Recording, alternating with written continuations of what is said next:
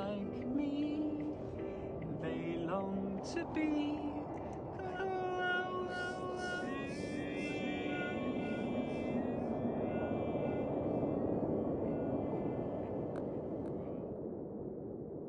Wall as well, that was facilitated in London. It's a little bit of like a piece of art. You can tell people by their faces, even at the back row. I don't know how they put this together, but apparently they took photos of their faces separately and then put it together. Hence you have this map next to it with all the old wool merchant names, like Dawson's. That's crazy. Yeah.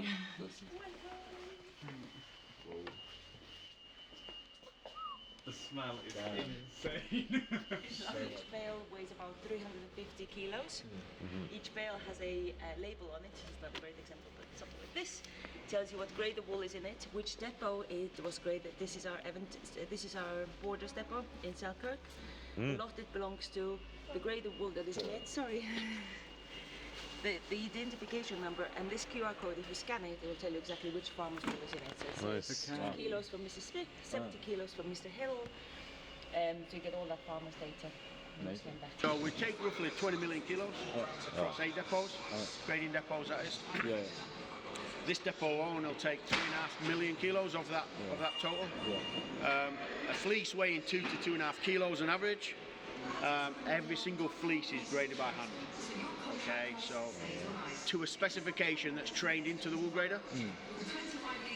It's not an exact that is that and that is that, and a wool grader may disagree over the grade. Yeah. A little bit, not massively. It's tiny specifications. Now, we make over 120 different grades of wool, right? And a grade will have a set of rules or a specification surrounding that grade. Some specifications are larger, which will allow more wool to go in there, and some are really tight, saying like, you know, we really have to grade these to the correct specification. That means then, in this little tight specification, I could just throw that in the bigger one. It wouldn't affect the end user whatsoever. I ain't got the best price for the member. We haven't achieved the best for the wool, for that type of wool.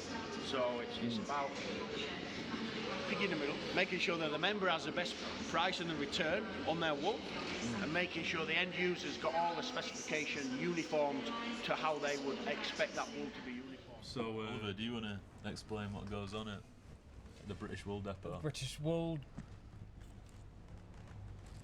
Depot, yes. So that's like the main hub in the UK. It's where all the wool from the UK is sorted in the process which is called grading.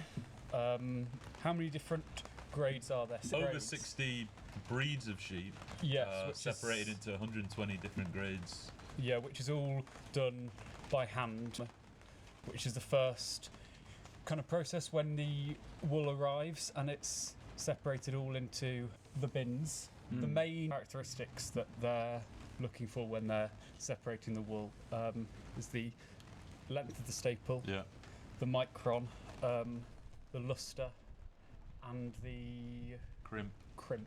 Yes. And what are they? So the length of the staple is like is how long the kind of fibre is. You get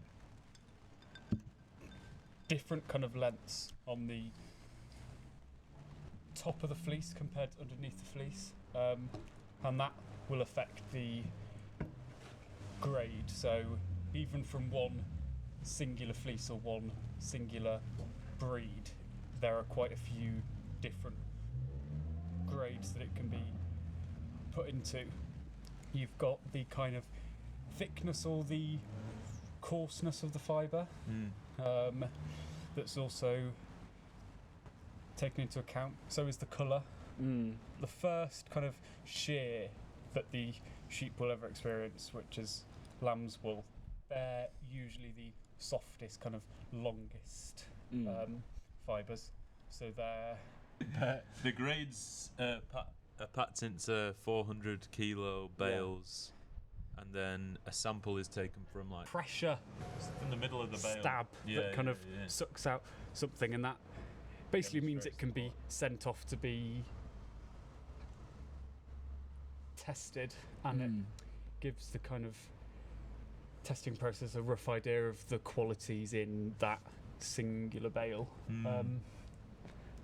And then, once it's put into the bale, it is then taken across the other side of Bradford to Hayworth Scouring Company. crazy place. And which was can a you crazy just place. run us through that process? What, the whole The scouring process. The whole bloody thing. Yeah, the whole thing.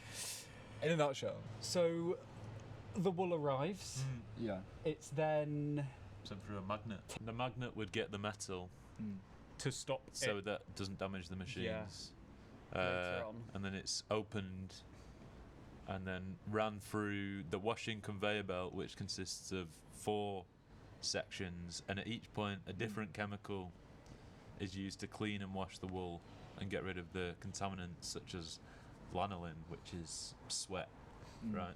And I think it's only about 30-40% of the original weight of the Yeah. is then Usable. processed in. Yeah, What yeah. was the actual place like, Paris? What do you think? Like the actual I mean, inside of that? It's a whole street essentially of scouring, And carding. It's and carding. yeah. And what's the difference? separating all the fibres, Yeah, so it's to, ready like, to be spun, and then it's like braided. take them down into like their cleanest yeah, form. yeah. Before it's kind of turned into one long roving thread that make these beautiful little kind of ice creamy Squirrels. swell Yeah, swell yes. things. They were fab. I'd love to eat them. They do look tasty. You shouldn't eat them though. It would be like Well, they're clean. pretty unhealthy. They're clean. Yeah. I was shocked that when we were walking up that main kind of pavement bit between the two houses, how much of the wool comes from the rest of the world. Yeah. So there were, Was it like Swedish? Finnish. and loads as well from kind of Australasia. And how the scouring process for the UK is happened in the UK. Real. That it comes over in its kind of rawest form. It And is how- raw and real. Thank you. If it was to rain, Yeah. Oh, perfect. Sorry, yeah, we actually opened the. you've got to be careful about that because the wind's going to pick up and they're not. In the wind, it snaps them off. Oh, right, Okay. yeah. So Sorry if, about if that. it was to rain any substantial amount, then just.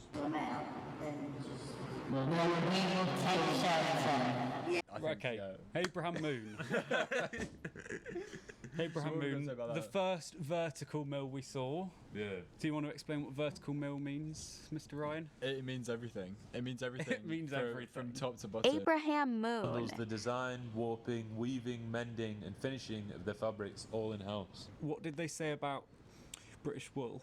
They had some nasty stereotypes backed up there where Which was sad to see, seeing as they geographically are so close to. well they were under the impression Well, that it's not as where not are as they? soft. Where is Abraham Moon? It's Guiseley.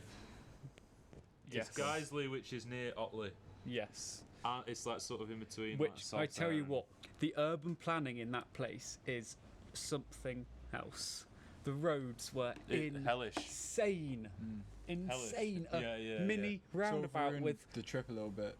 Yeah, mini we had a terrible roundabout time. on yeah. like a 45-degree incline with six exits and lorry. mean, It was insane. Do you want to have a And you were quick stalling as word well, about so- how much you were stalling?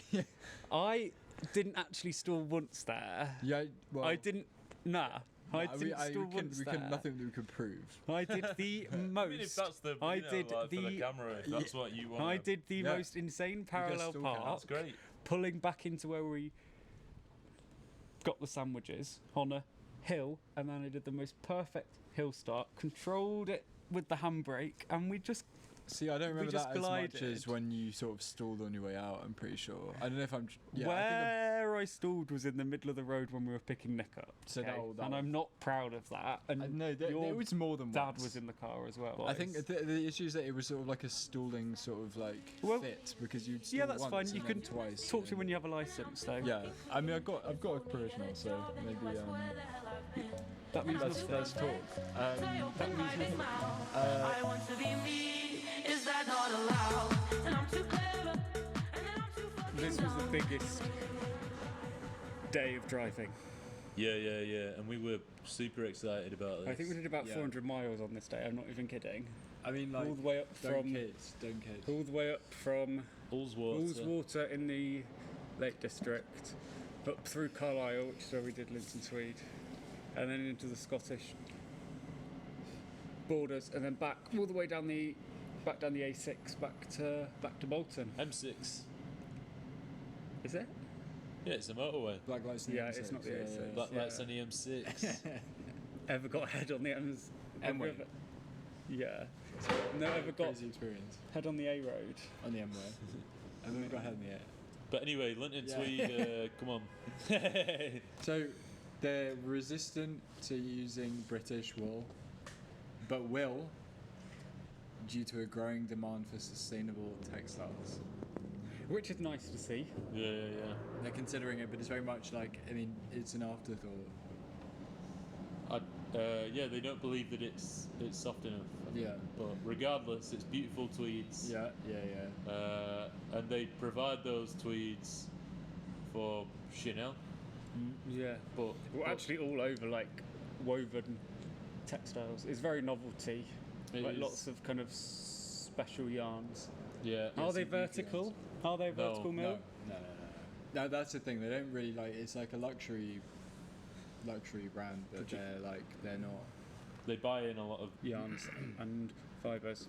Yeah, And we they Got about 6 scarves. sell lots of Yeah. fabrics on stock, and they weren't even that terribly priced. No. It was like 25 to 45 a metre. Yeah, For no. that stuff is pretty beautiful good. stuff. Yeah. Is pretty good. And you can see where that comes from when you see the mood boards, because you're just sort of like, you're looking at them and you're just like, this is. The mood boards were crazy. I mean, they're crazy, insightful. Fab. They had like a cafe. Yeah. They very much kind of optimised on the aspect of tourism. We didn't see much of the weaving process itself, actually. No. Saw a bit of the finishings. Yeah. Um, We saw the lady doing the checking Quality for control. quality control, and you can see in the video that we'll show now that That they're we'll very show now. particular. Yeah. Super they're- rigorous. Like they're saying, then you see this line, it's not quite straight, like throw it away. Yeah. Bin I it. don't think they. I don't think they binned it. I just think they cut off and I the don't end think of they it. threw it. We had the best night of the trip that night before, to be honest. What was that? At the pub in Ullswater. Do you not remember? In the jacuzzi. It got In the really jacuzzi. hot, Right, wet, in the- sticky. Yeah, things got pretty wild, and we didn't get that on film, but maybe for the best. Yeah. Next Next time.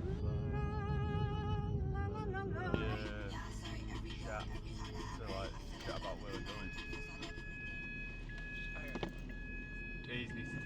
Why are we crossing the border? We're going to Selkirk. You need to put your belt on, mate. Yeah. We are going to Lochcarron of Scotland, Yeah. which will be good. Thank you to Howdy from British Wool Yeah, that's for linking us up with them. link up at the Century. I've heard. So they say. What'd you And say? then Link up at the Century is what I've heard. Get that mic. Link up at the Century. That's what I've heard. and then oh, welcome to Scotland. Feels good.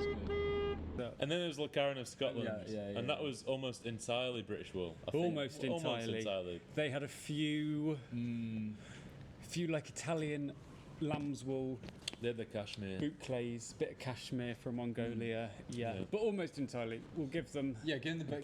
benefit of the doubt. Yeah. give them the bod.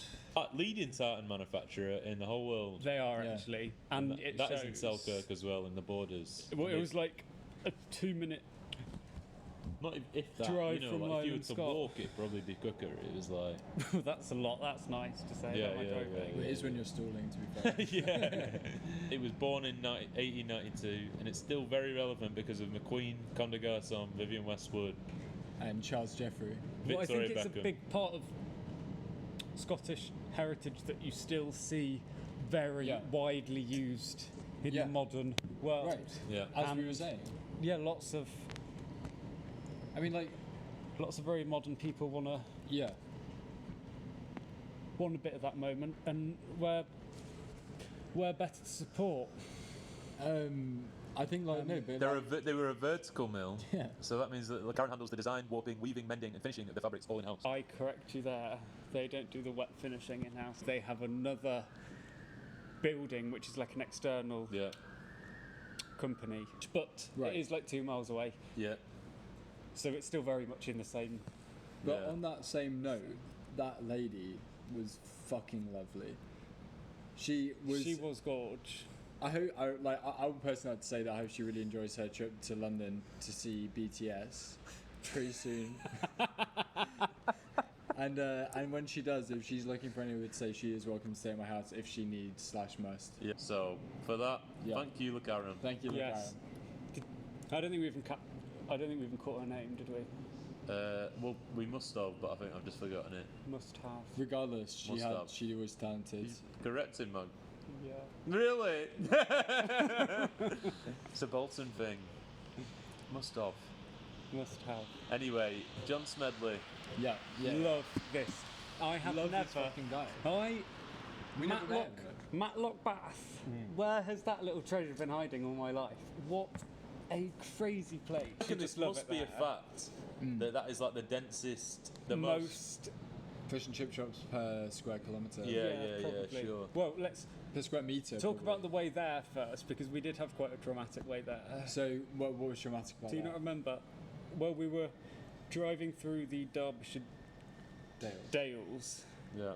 and it was snowing. We will attach. I mean, it was footage. beautiful. We will attach the footage. It was incredible snow. It was like we were in the Alps or something, wasn't it? You could have definitely skied on that, and I would have had I've had the opportunity. Would have. I'm gonna stop talking then. So basically, anyway, we ended up at John Smedley, which was, it's a huge operation, 200 employees in and around. It's like a village. It is. It's an entire street. They've got the whole village. It's an entire street full of knitters. The world's oldest manufacturing factory in continuous operation. So that's a fact. Since 1784. Invested £3 million into new machinery in 2024 that works 24 hours a day. So that's all of the day, right? That's the whole day. That's the Yeah. whole damn thing. They don't stop at John Smedley. Significant automated part of the manufacturing process, but they still found a way to keep employees on. That was the thing that I was most shocked about when I saw the Yeah. knit production side. If you've got something like they had 60 Stoll machines all in the same room, you've still got to have such a human force Yeah. that is And they do. monitoring each one, and people would need to be there. They are not as kind of automated and self-sufficient as you think in order. They don't kind of automatically take the material and like recast on and things. Like somebody has to manually input in all of that That's fucking and crazy. re-thread. Yeah. There's probably not even enough yarn that can be on a cone that can keep it knitting for 12 hours. So there's still quite a lot of human Yeah. that's needed. That's fucking mental. Um, But they invented long johns. They did. they invented long johns. They are just the To give them top premium flowers. quality. The 8th generation of the Smedleys is still involved in management. Merino wool, cashmere, and sea island cotton are used. They produce 400,000 garments annually. It's Crazy. Yeah, we met one employee who had been working there for 35 years, and 25 of those had been cutting the neck holes in the jumpers. It was a healthy work environment, probably the most out of what we saw. I would say that was probably the most healthy Yeah. work environment that I saw. All right, great. Well, that's good. We're like basically we're done with this.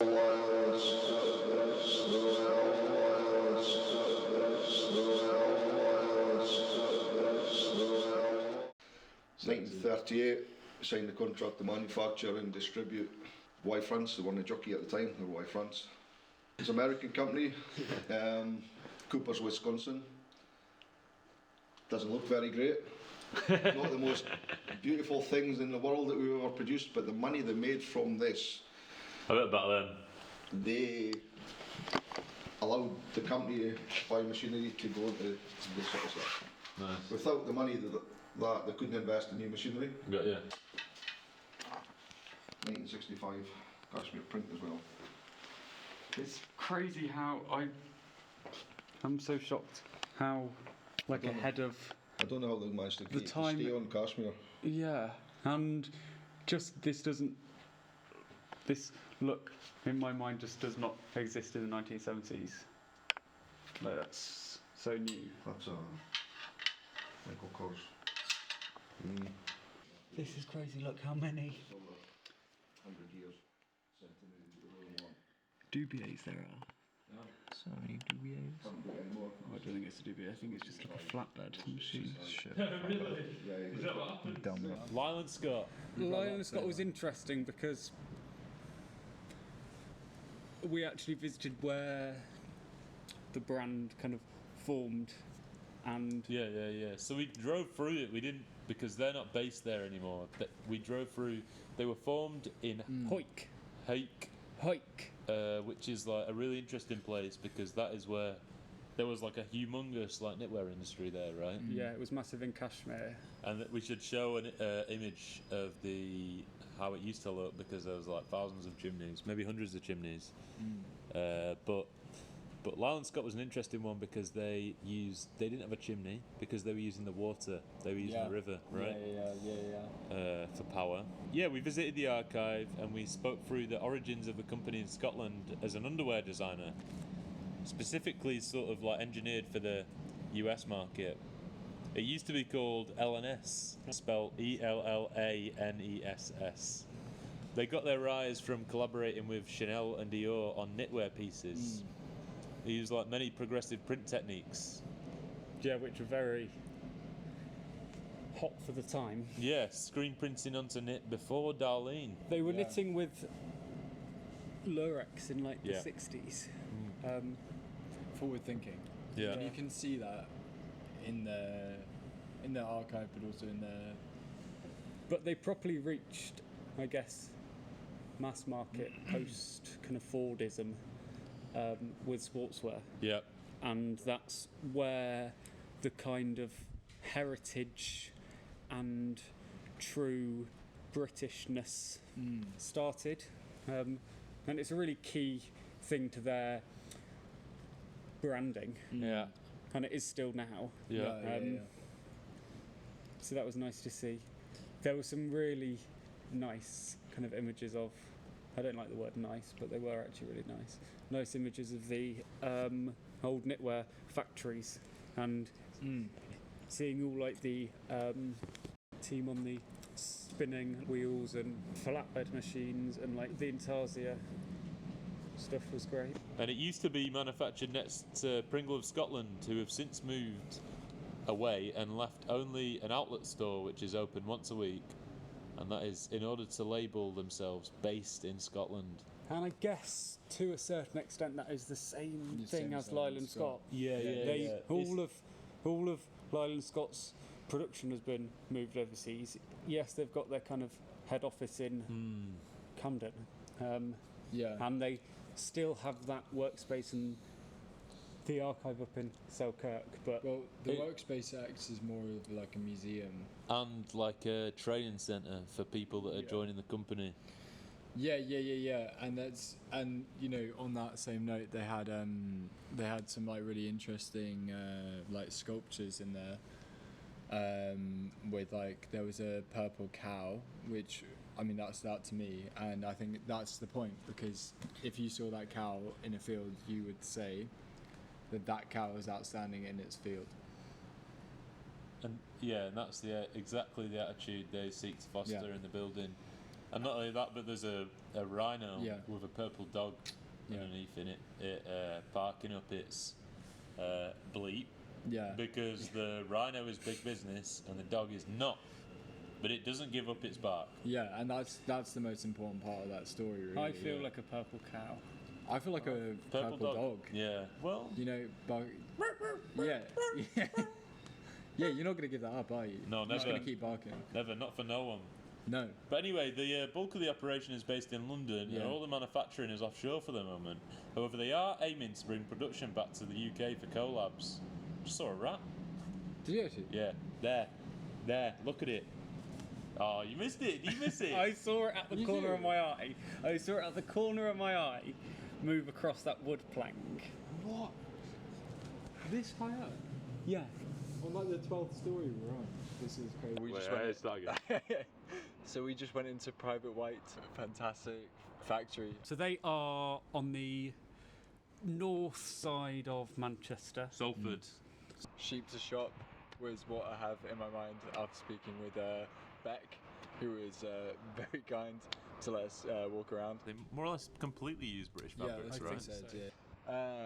Insane. So the amazing quality control. You know, if there's anything wrong, they'll put a red mark on it, and you might not even be able to notice it, but they will, and they'll fix it. And if there's any problems with the garments, you can bring it back, and they will fix it.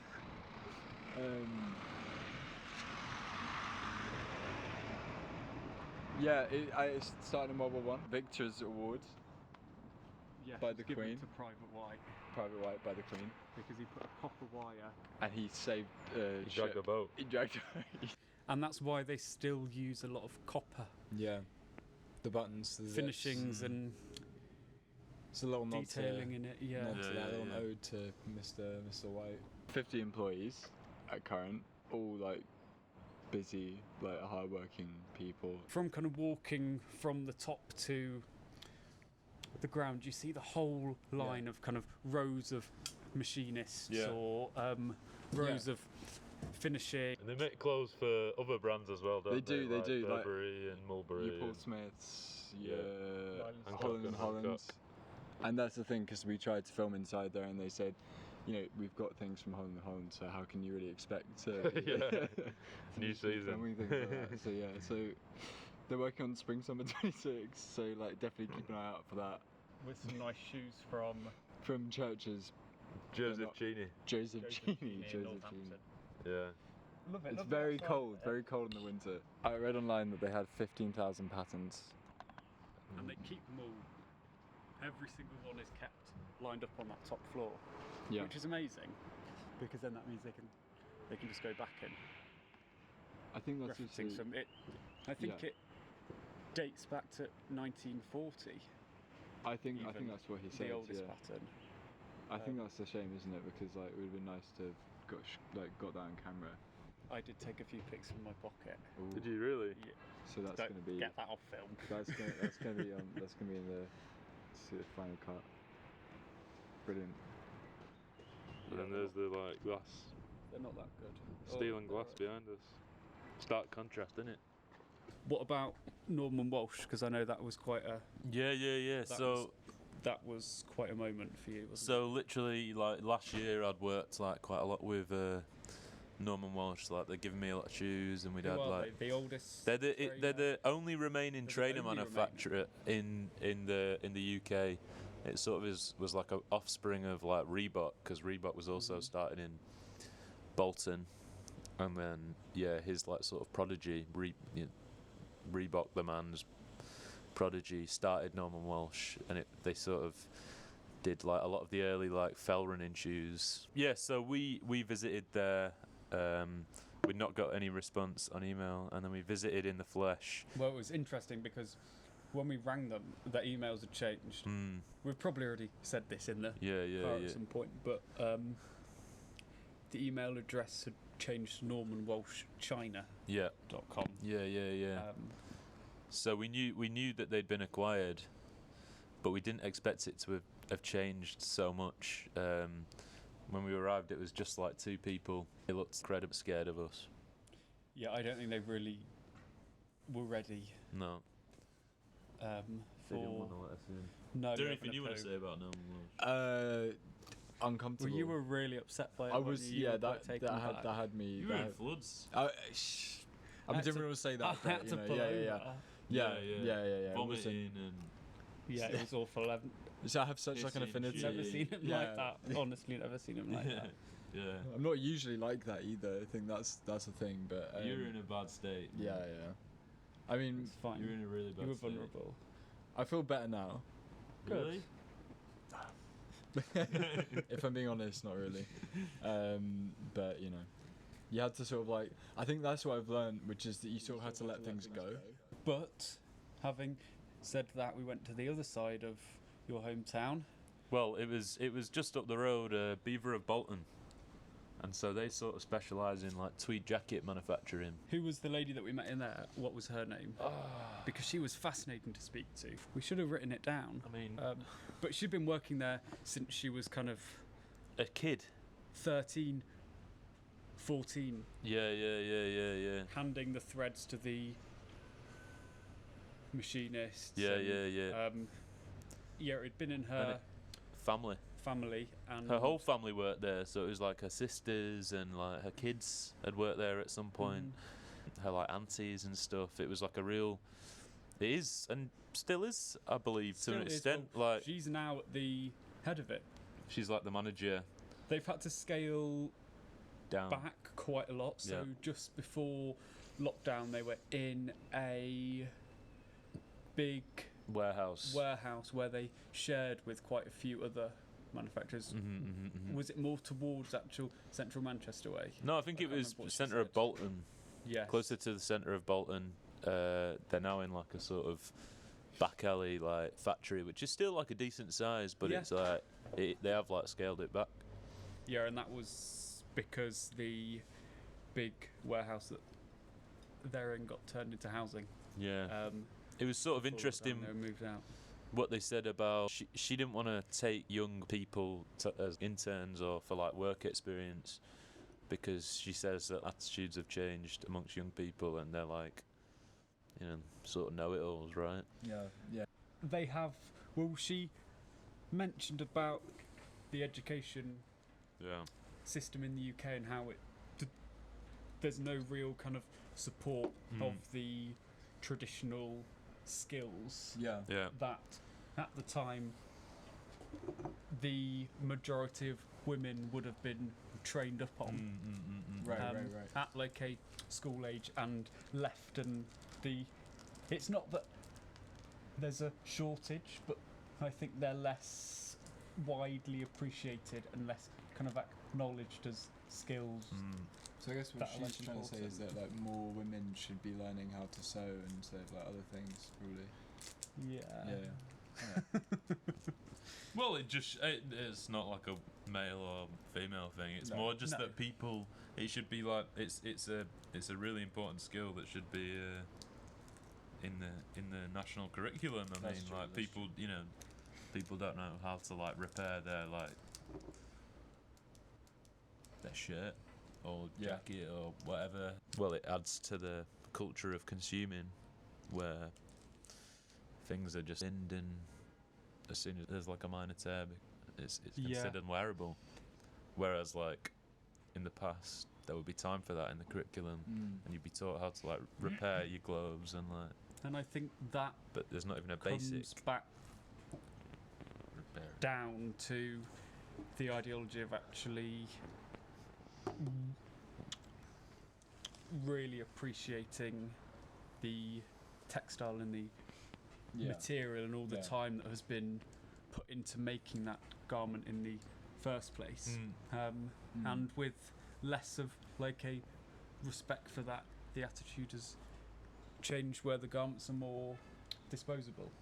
And they're not kind of treated and treasured as much as I guess a very special suit that would have been handmade by your mother for so event that would have been kept in the family for years and repaired at any kind of occasion. I mean, having said that, Yeah, the MOQ is 1.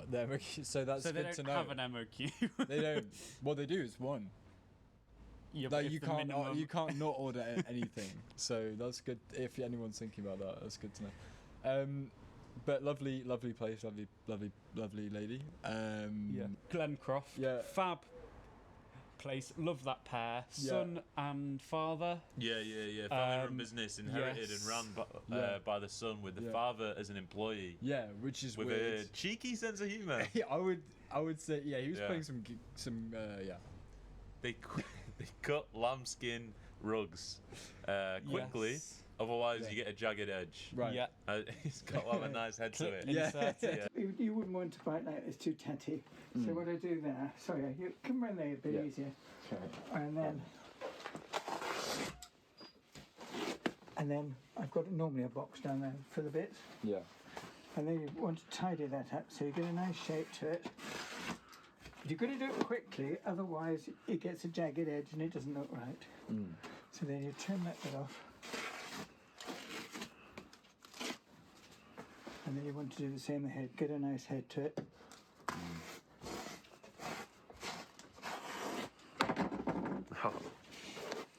And then that's reasonably done, but it still looks a bit tatty.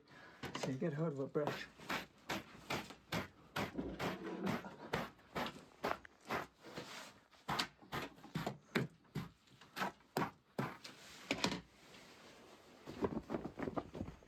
One mug. Beautiful. Incredible. Lovely. So nice. Sold. Inserted. Yeah. Yeah, the wool from the sheep is sourced within 10 miles of the shop, Yeah. and all processes from the wool Yeah.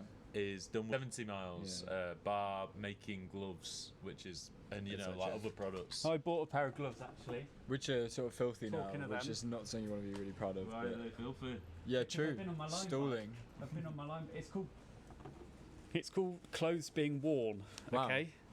Well, see, I They think have you're a meant to wear story. them with care. I think that's sort of. Now they have a story. They have a narrative. And what's the But these are narrative? women's actually. And, And he had a he had a problem. real fucking issue with me buying Yeah. a pair of women's gloves, but it's fine.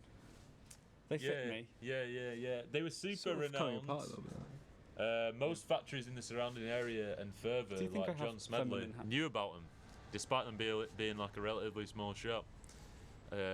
They told us that there's only one sheepskin tannery in the UK, and that's Devonia in Devon, I guess. Right? Was it? I mean, that would make sense. Devonia. Yeah, And, yeah. British sheepskins that they source themselves. The young plucky son had an attitude that reeked of success. His sharp manner and quick wit was a beast to behold. Hold on tight. Things are about to get woolly. He's friends with a lot of farmers, so if you're in the local area and on a farm, be sure to mention him. With a grin. Yeah. And I feel like, on that note, how much time have we got? 1 minute. 1 minute. Well, okay. Well, I mean, you know. Have we only got 1 minute left yet? Yeah, let's stop now. Let's stop now. Go. Let's stop now. How do we stop that?